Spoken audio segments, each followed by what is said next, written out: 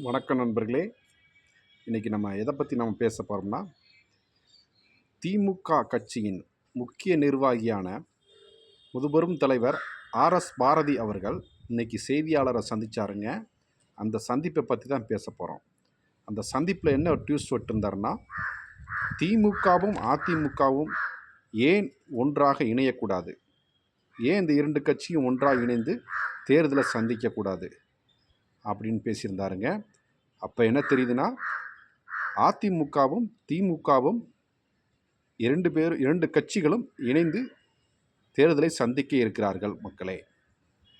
ஏன் நாங்கள் கூட்டணி இருக்கக்கூடாது அப்படிங்கிற மாதிரி திமுக கட்சியின் முக்கிய நிர்வாகியான ஆர்எஸ் பாரதி அவர்கள் இன்னைக்கு செய்தியாளர் சந்திப்பில் பேசினாருங்க.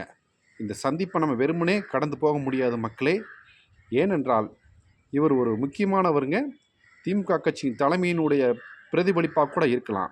ஏன்னா டிவிகே கட்சி கூட திமுக கூட்டணியில் இருந்த கிட்டத்தட்ட அனைத்து கட்சிகளும் டிஎம்கேலேருந்து பிரிஞ்சு டிவிகே நோக்கி நகர்ந்து டிவிகேயில் ஐக்கியமாகிவிட்டார்கள். இந்திய communist, Marxist communist, Congress, VCK, இந்திய முஸ்லீம் லீக், இந்த கட்சிகள்லாம் போயிட்டாங்க. இப்போ திமுக கூட்டணியில் கிட்டத்தட்ட பெரிய கூட்டணி கட்சிகள் யாரும் கிடையாது.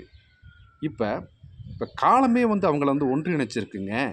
இப்போ பாருங்கள், டிவிகேங்கிற கட்சி ஒரு புதிய எழுச்சி பெற்று ஆட்சி கட்டலாம் அமர்ந்திருக்காங்க. இந்த இடத்துல பாருங்கள், சட்டசபையிலேயே எதிர்கட்சி வரிசையில் ஏடிஎம்கேயும் டிஎம்கேயும் ஒரே லைனில் உட்காந்துருக்குறாங்க. இப்பயே தெரியுதா மக்களே, இவங்க ரெண்டு பேரும் ஒரே இடத்துல உட்காந்துருக்குறாங்க. உட்கார வச்சிருச்சு கால சூழல். இப்போ டிவிக்கு ஆட்சி அதிகாரத்துக்கு வந்துட்டாங்க. இப்போ அவங்களுக்கு வேறு வழி கிடையாது. இந்த காலகட்டத்தில் டிஎம்கேவும் ஏடிஎம்கேவும் இணையக்கூடும் என்று பெரிதும் எதிர்பார்க்கப்படுகிறது மக்களே. அது பற்றிய விஷயந்தான் ஆர்எஸ் பாரதி அவர்கள், திமுக கட்சியின் முக்கிய நிர்வாகியான ஆர்எஸ் பாரதி அவர்கள் செய்தியாளர் சந்திப்பில் சொல்லியிருக்கிறாருங்க. மக்களே, ஏன் இணையக்கூடாது? அதிமுகவும் திமுகவும் ஒரே கட்சி தானே. புரட்சித் தலைவர் எம்ஜிஆர் அவர்கள் எங்களோட தானே பயணித்தார். அவர் 1977 தான் இவர் கட்சியை பிரிச்சுட்டு தனியாக போனாருங்க. ஏன் ஆக மொத்தம் நாங்கள் ரெண்டு பேரும் பங்காளிகள் தாங்க. எங்களுக்கு பொது எதிரினா பாஜக மட்டும்தாங்க எங்களுக்கு பொது எதிரி. அதிமுக எங்களுடைய பங்காளி கட்சி தாங்க. நாங்கள் பங்காளிகள் எப்பயும் நாங்கள் சேரலாமே அப்படிங்கிற போக்கில் தான் இன்றைக்கி செய்தியாளர் சந்திப்பில் திமுக கட்சியின் முக்கிய நிர்வாகியான முதுபெரும் தலைவர் ஆர்எஸ் பாரதி அவர்கள் சொல்லியிருக்கிறாரு. மக்களே, வருகின்ற சட்டமன்ற இடைத்தேர்தலில் கூட அதிமுகவும் திமுகவும் இணைந்து தேர்தலை சந்திப்பார்கள் என்றே தோணுகிறது. அப்போ அரசியல் களம் பயங்கர விறுவிறுப்பாக இருக்கும் மக்களே. பாருங்கள், ஏன்னா தேர்தல் முடிவு வந்த மே 4ஆம் தேதி இரண்டு கட்சியும் சேர்ந்து ஆட்சி அமைக்க முயற்சிக்கிறார்கள் என்ற டாக்கு போச்சுங்க. இப்போ அது உறுதியாக இருக்கு மக்களே. அதிமுகவும் திமுகவும் சேர்ந்து தேர்தலை சந்தித்தால் என்ன ஒரு தாக்கம் ஏற்படும் தமிழகத்தில் மக்களே. ஏன்னா இவங்க ஒரு 30%, அவங்க ஒரு 30% வச்சுருக்கிறாங்க. 30 ஏடிஎம்கே 30, டிஎம்கே 30 சேர்ந்தால் 60% வரக்கூடும் மக்களே. ஏன் நாங்கள் இணையக்கூடாது ஏன் அப்படிங்கிறது கருத்து சொல்லியிருக்கிறாருங்க. என்னென்னா, இந்திய கம்யூனிஸ்ட்டும் மார்க்சிஸ்ட் கம்யூனிஸ்ட்டும் 1964 ரெண்டு பேரும் போட்டி, ரெண்டு பேருக்கு ஒரு கருத்து முரண்பாடு ஏற்பட்டு இந்திய கம்யூனிஸ்ட்டும் மார்க்சிஸ்ட் கம்யூனிஸ்ட்டும் பிரிந்தார்கள். இப்போ பாருங்கள், கால சூழலில் ரெண்டும் ஒன்று சேர்ந்துருக்குறாங்கல்ல.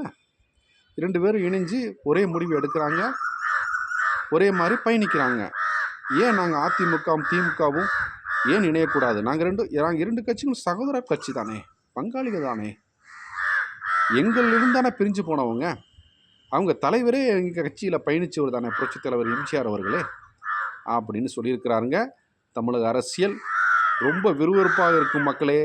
அடுத்து ஒரு 3 மாதத்தில் மிக விரைவில் திருச்சி மற்றும் அதிமுக எம்எல்ஏக்கள் ராஜினாமா பண்ணாங்களே, அந்த 4 தொகுதிகளையும் சேர்த்து மொத்தம் 5 தொகுதிகளையும் சேர்த்து மொத்தம் 6 தொகுதிகளுக்கு தமிழக சட்டமன்றத்தில் இடைத்தேர்தல் நடக்கும். அந்த இடைத்தேர்தலில் அதிமுகவும் திமுகவும் கூட்டணி அமைத்து களம் இறங்குவார்கள் மக்களே.